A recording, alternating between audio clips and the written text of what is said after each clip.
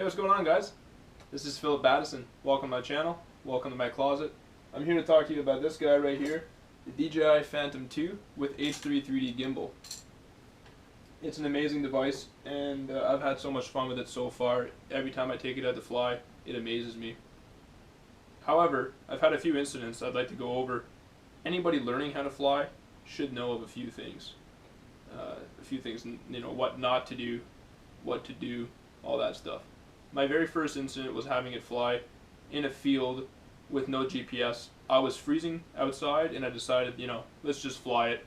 GPS or not, let's just fly it. So I'm busy on the GoPro app and I had a friend fly it. Next thing you know, it's in a tree. One thing to remember about, flying without GPS is that when the wind starts to take it, or if it starts moving in a set direction, it'll just keep going, even if you're not touching anything on the stick, because inertia just keeps going. It doesn't know what's going on. It doesn't know where it is. It doesn't know where it should be. So flying without GPS is definitely not a recommendation. And it hit a tree.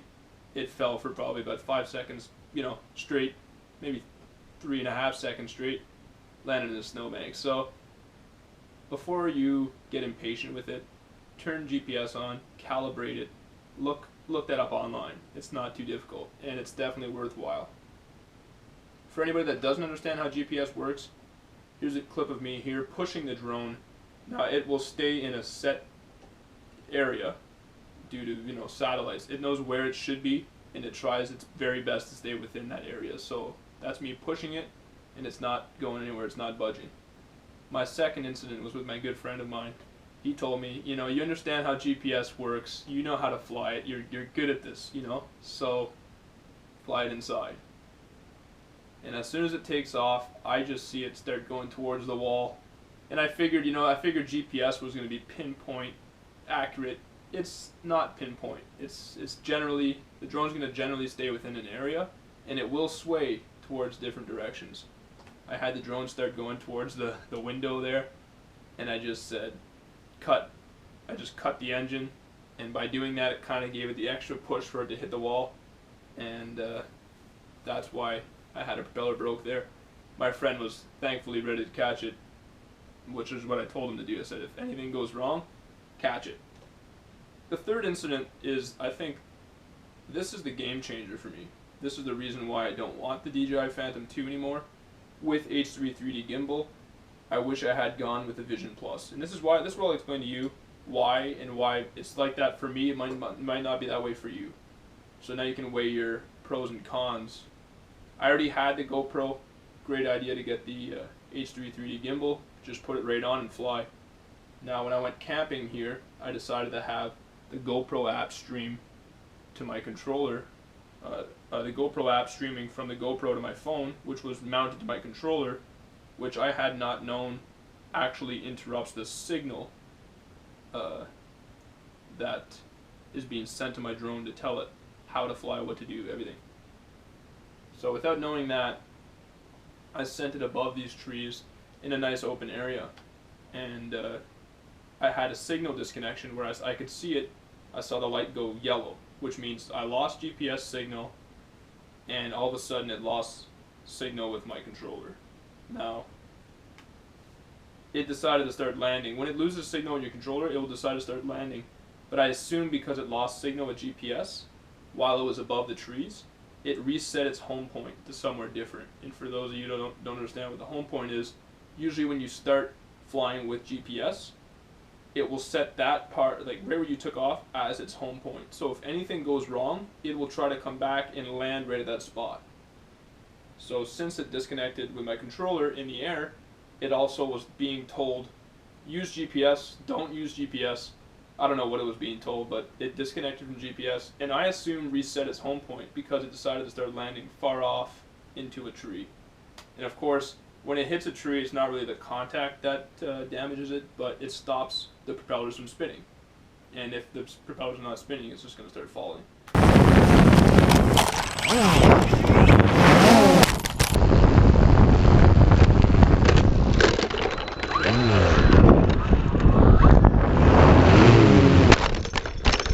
Which is what happened, and it hit the ground pretty hard. If you look at it though, there's really No significant damage. And I'm surprised. And while I was at the campsite, it looked a little messy. It looked a little dirty. That's about it. And I'm amazed.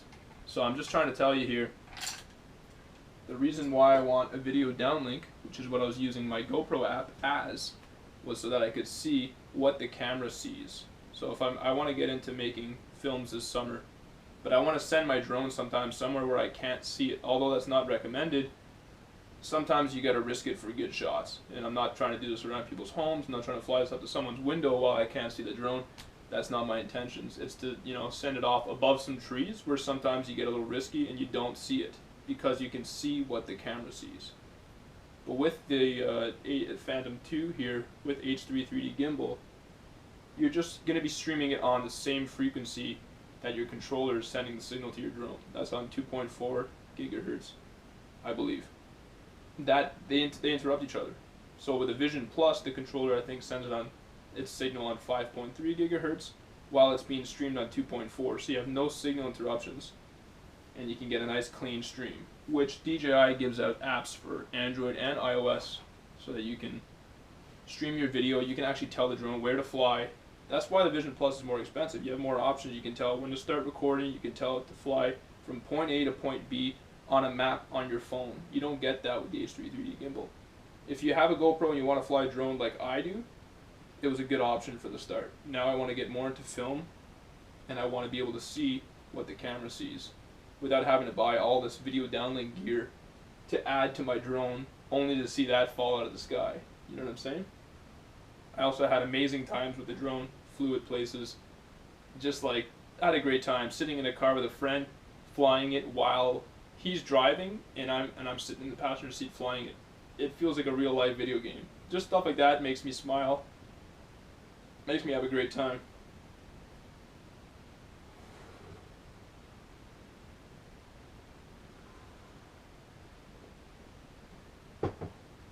I took it out to a basketball court with a friend, just getting shots you don't normally get with a camera on ground or even with a stick. I mean, it's hard to get these shots, and it's just fun to have the drone hover with GPS off in the corner while we're doing different things. There, I don't need to worry about it. So honestly, the GPS aspect of this drone is amazing. It's simple, easy to fly, and you can leave it alone with GPS on. Worry about your shot, worry about what you're doing. You're playing basketball, you try to get that shot while it's just hanging out in the corner. I think that's amazing. I also got some great shots of the Vimy Memorial Bridge here in Ottawa, and that was so much fun to just go out there 1 in the morning with my friend, and just our thumbs were frozen. We were just, for the rest of the week, I thought I had frostbite on my thumb, but it was worth it. One of the coldest nights here in Ottawa, just deadly. So that was fun. I can't wait to get more shots. I am right now looking into selling the Phantom 2. I'll let you guys know how that goes. The reason being, I want that video downlink. The Phantom 3 does seem like a better suited drone for me because I would like that extra quality. GoPro has amazing quality, but you can tell from the fisheye that it's really just a GoPro.